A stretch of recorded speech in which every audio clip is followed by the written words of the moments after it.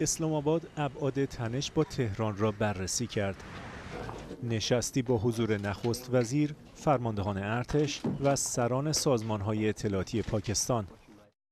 این بیانیه دفتر نخست وزیری است پس از جلسه کمیته امنیت ملی پاکستان. در این نشست تاکید شد که عزم پاکستان برای مصونیت مطلق و تقدس حق حاکمیت و تمامیت ارضی این کشور از تعرض تزلزل ناپذیر است و اینکه هر گونه تلاشی برای نقض آن به هر بهانه‌ای با تمام قوای دولت پاسخ داده خواهد شد.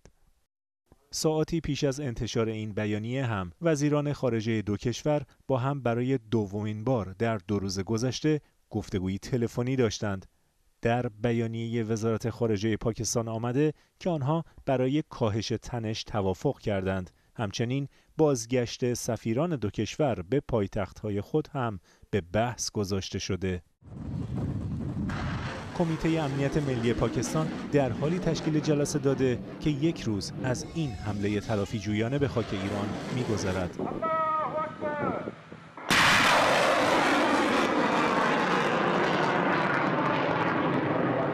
حمله بی سابقه از مرزهای شرقی ایران که نقاطی از استان سیستان و بلوچستان را هدف گرفت.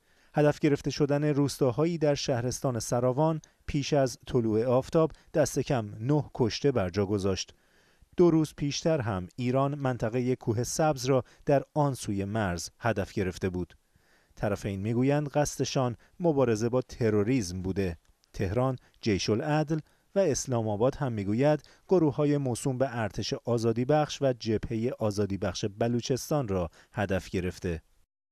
وزارت خارجه پاکستان در بیانیه‌ای گفته که در سالهای گذشته نگرانیش را درباره شورشیانی که در ایران پناه گرفتند با دولت ایران در میان گذاشته.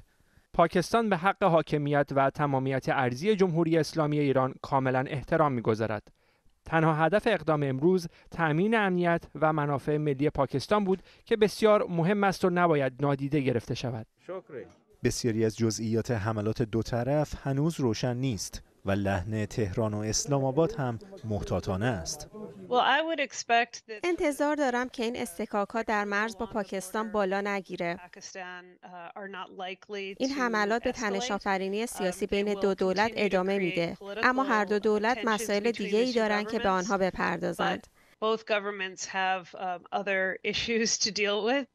بسیار غیرعادیه که این سبب یک شکاف بسیار چشمگیر یا تشدید خشونت بشه.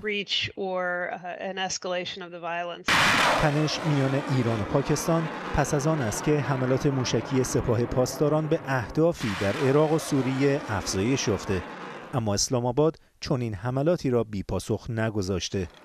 نشانی از حضور ارتش پاکستان در برابر همسایه‌ای که سالهاست روی امنیت داخلی و فناوری موشکیش در منطقه مانور می‌دهد.